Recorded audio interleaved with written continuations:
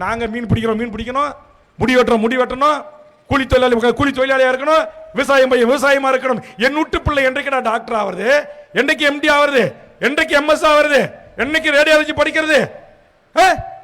இதை கேட்டா நாம எதிரி.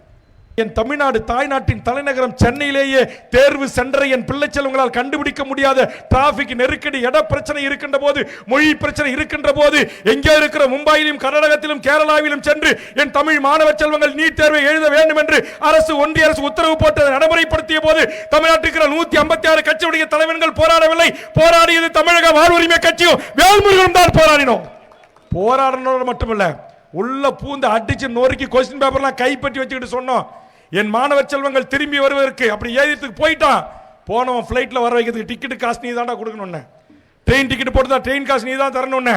அங்க ரூம் போட்டு அவங்க மறுநாள் தேர்வு எழுத ரூம் அறை போட்டு ரெசிப்ட் கொடுத்தாங்கன்னா அந்த பணத்தையும் தர வேண்டும் என்று அந்த இயக்குனர் அலுவலகத்திலிருந்து நாட்டுடைய பிரதமர் மோடியோடு பேச வச்சு, மோடி நாட்டுடைய முதலமைச்சர் எடப்பாடிக்கு பேச வச்சு, சென்னை மாநகரத்துடைய கமிஷனராக இருந்த ஏ.கே. விஸ்வநாதன் நேரா என்னிடத்தில் வந்து பேச்சுவார்த்தை நடத்திய பிறகுதான் அந்த இயக்குனரை விடுதலை செய்தேன். அது வேல்முருகனுடைய தனிப்பட்ட லாபத்திற்காக அல்ல. என் லட்சக்கணக்கான என் சகோதரிகள் இந்த நாட்டில் மருத்துவராக வர வேண்டும், அந்நிய மாநிலத்துக்கு சென்று என் பிள்ளைகள் எழுதக்கூடாது என்று போராடி தடுத்த ஒரே கட்சி தமிழக வாழ்வுரிமை கட்சி.